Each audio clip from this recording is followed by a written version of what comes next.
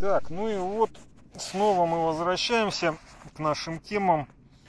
Я здесь костер немножко, как сказать-то, улучшил, достроил. Костер вообще с полпинка зажегся, прям на удивление рад. Да, там вот такое вот небо, может быть, вот так вот и сделаем. В общем, что я еще хотел сказать, это про... Тоже блогер рассказывал. Я, кстати, покажу, как оно вокруг. На самом деле, опять же, очень красиво. Вон там прям вообще какие-то эти завихрения такие. Прям сиреневые. Ой, не берет, а. Обидно. Здесь, видите, он показывает. Сиреневость не видно. А она там есть. В общем, как-то так. Ну, сейчас немножко есть, показывает. А, вон там, да, тоже краснота, сиреневость. Вот, как-то так. Угу. Зафиксировали. В общем, да, то есть идея о самом деле у костра тепло, хорошо. То есть это и сардельки, и тепло, и закат сопровождает, тройного назначения. Вот, про что хотелось сказать-то. Там самолет еще пролетел. В общем, про концепции тоже интересная идея. То есть он никаких ссылок блогер не делал, он просто вот идею рассказал. Но я предполагаю, что, возможно, он это у каких-то экспертов все-таки вычитал.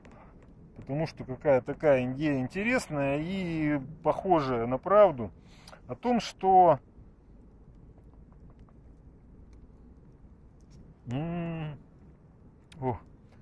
том, что у США и у России очень разные концепции вот в ведении вот этой вот конфронтационной политики, связанной с Украиной. То есть, ну и не только с Украиной, в самом-то деле, это уже я добавляю. Раньше тоже были аналогичные какие-то случаи. То есть США, они эскалируют ситуацию, эскалируют и эскалируют. Вот, ну, то есть сделали шаги, все нормально, никаких там дальше, то есть как бы это вот то есть пробираются дальше. И, ну, то есть, да, я согласен, в самом деле, так оно и есть. А почему с самого начала и ратовал за то, да, не только я, там есть, ну, люди, вот некоторые, скажем так, эксперты местные тоже, они тоже говорили, что у нас нерешительная вот эта позиция, там, давно можно было Киев занять, там, а мы отступили. Ну, в самом деле, в этом смысле, я думаю, что правда есть, потому что если бы там Киев заняли и так далее, там совсем другие переговорные позиции была бы, совсем другая у России. А там каким-то странным путем опять отступили, и Минск, ну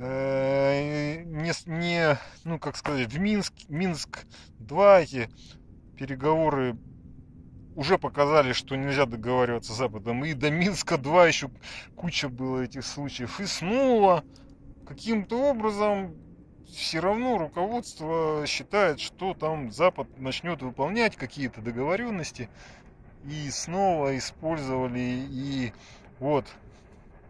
Поэтому, да, вот эта вот политика эскалации, она видна в Америке, потому что все дальше и дальше.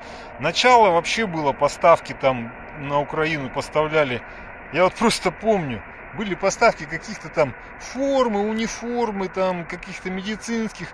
Потом что-то там дальше начало, там патроны, снаряды, дальше. И потом дошло до танков, дошло до ракет.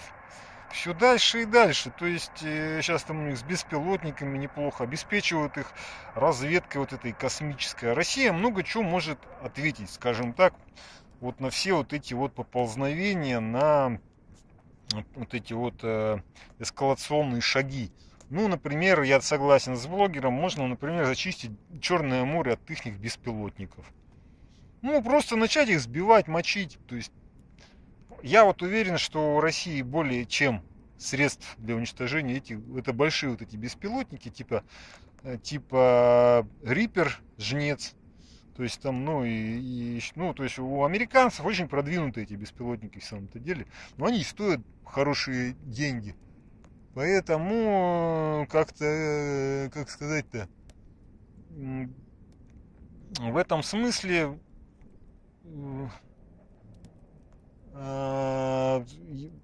если Россия бы захотела, она бы могла бы эскалацию, скажем так, жестко пресечь.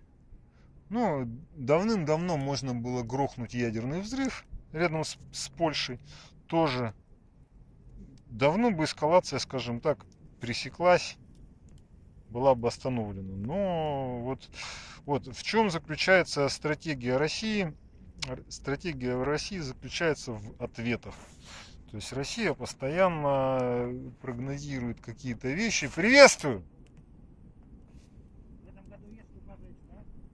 Ну да, пока есть, потом посмотрим. Сейчас вода вот прибудет, посмотрим. Так что вот люди ходят, все знакомые, все друг друга знают. Не первый год друг друга видим на этих пляжах.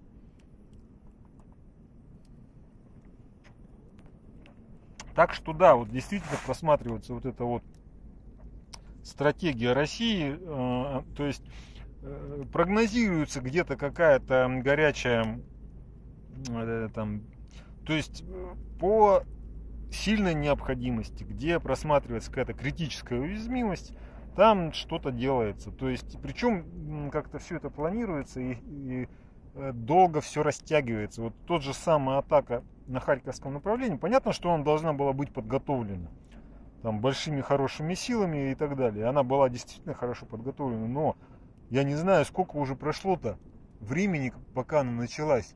То есть уже, наверное, с год или сколько. То есть, ну не знаю. То есть такое ощущение, что давно там могли зайти и сделать эту зону и так далее. И вообще там можно было тех же, ну хорошо, давайте не стратегическое оружие будем для начала использовать, тактическое ядерное оружие. Там можно было просто зачистить вот этот пятак, скажем так.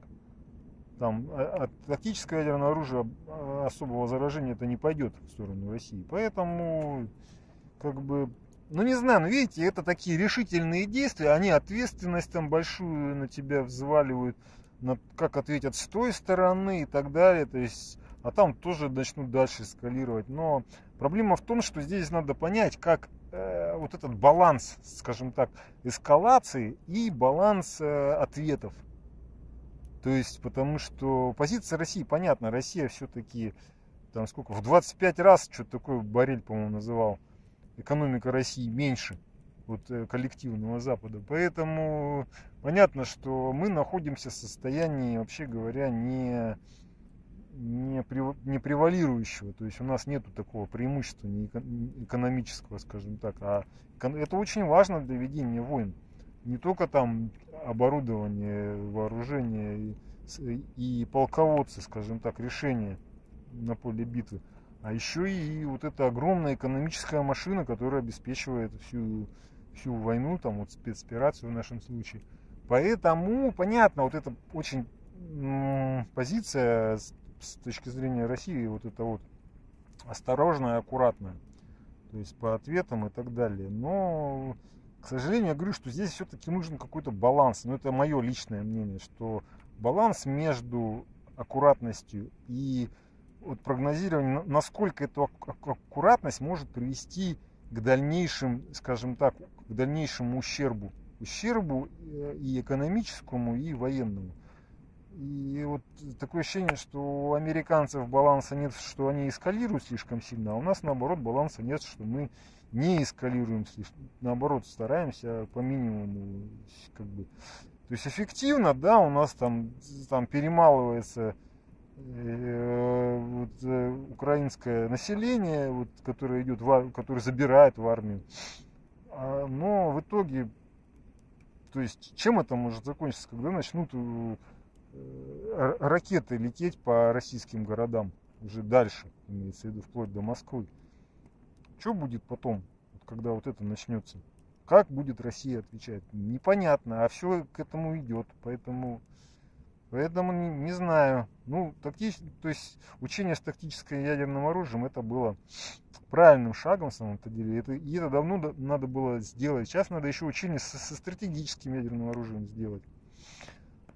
Ну, в общем, на фоне такого прекрасного вечера я вам рассказал про какие-то вот эти фишки, которые про стратегии.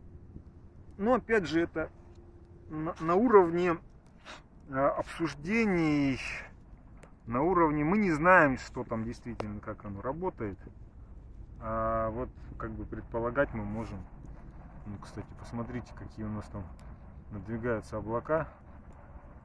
Прям такие. Прям вот такие вот прям. С запада.